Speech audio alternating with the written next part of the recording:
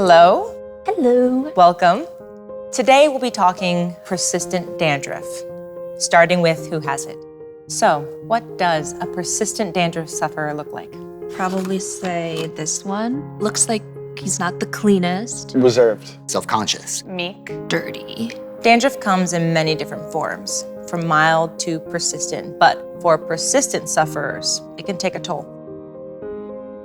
8th grade math, Mr. T was like, Matt, you have terrible dandruff in front of the class of like 30. I remember leaving school and being like, we gotta get this on wrap. I was more focused on the effects of like what people around me were saying instead of what I should have been focusing on. I spent a lot of time and thought and money really worrying over it. Please read some quotes from persistent dandruff sufferers. I get feelings of panic when I leave the house with dandruff. It's a little bit much. Well, I believe it.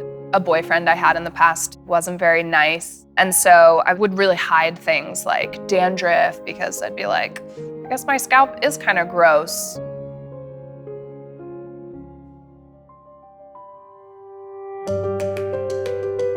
Please open the envelope and read its content aloud. I'm nervous. You have dandruff genes. You also have dandruff genes. That makes sense. Stop looking at my hair. I don't think there's anything sexy about having flakes in your hair, so a lot of people may not admit to having it. I think there's a stigma around it. I'm really open about I have eczema or I'm struggling with my lupus, but I do hide my dandruff.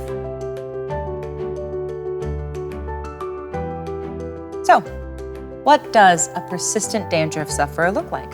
Us? Yeah, it could be anyone. It could be Mr. T from my middle school. Anything you would change about what you said earlier? You can't tell by looking at someone what's in their genes. It's just genetic, so there's nothing to be ashamed of there. It's nice not to feel alone. I'm just one of the half, you know?